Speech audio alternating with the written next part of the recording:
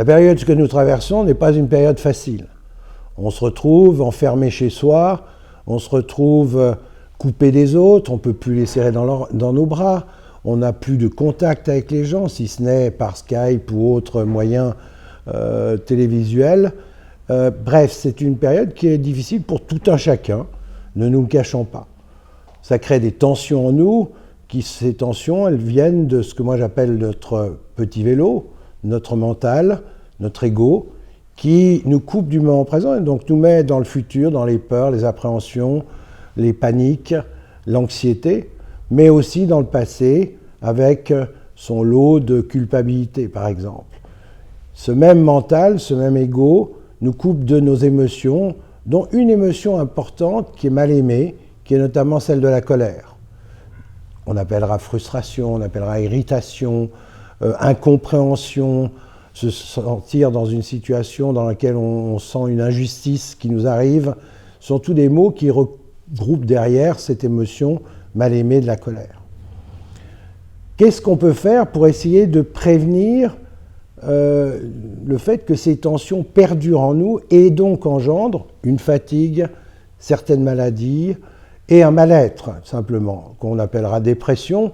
Mais il y a une autre chose qui peut apparaître et qui est beaucoup plus important, qui s'appelle le trouble de stress post-traumatique.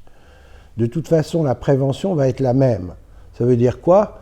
Essayer de reconnecter avec nous-mêmes, donc en nous coupant de ce mental, de cet ego. Comment on peut faire ça? Première chose, essayer de revenir dans le moment présent et d'éviter à tout prix d'être dans le futur, donc dans l'anxiété et dans la peur. Comment est-ce qu'on peut le faire?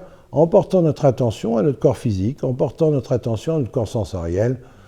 Si on prend une douche, eh bien, sentir l'eau qui coule sur notre corps, simplement inspirer, expirer, mais en portant notre attention à cette inspiration et cette expiration. Le problème, c'est que nous retrouvant dans le moment présent, on va se retrouver nez à nez avec nos frustrations, avec tout ce qui nous dérange, qui fait que notre vie n'est pas simple actuellement. Ça veut dire donc une frustration, un énervement, pourquoi pas une colère. Si on n'exprime rien, c'est-à-dire que si on garde cette colère à l'intérieur de soi, on va créer des tensions énormes qui peuvent nous mener à des dépressions, mais aussi à ce trouble de stress post-traumatique. Donc comment prévenir l'apparition de ceci?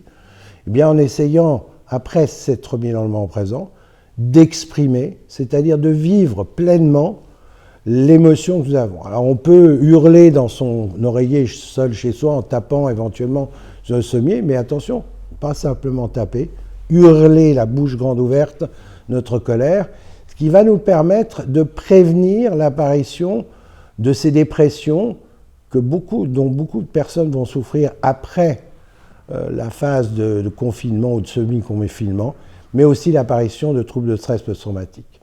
Ceci est valable encore plus pour le personnel soignant, pour les gens qui sont au front, comme on dit, parce qu'ils ont forcément, et je l'ai été en montant, eh bien, ils sont exposés forcément aussi à des tensions, à des choix difficiles dans leur carrière, de laisser mourir éventuellement quelqu'un, ou de ne pas avoir pu faire le maximum qu'ils pouvaient, croit-il, et ça c'est le petit vélo qui vient le dire, et ceci peut aussi engendrer chez eux les mêmes troubles que pour chez les autres.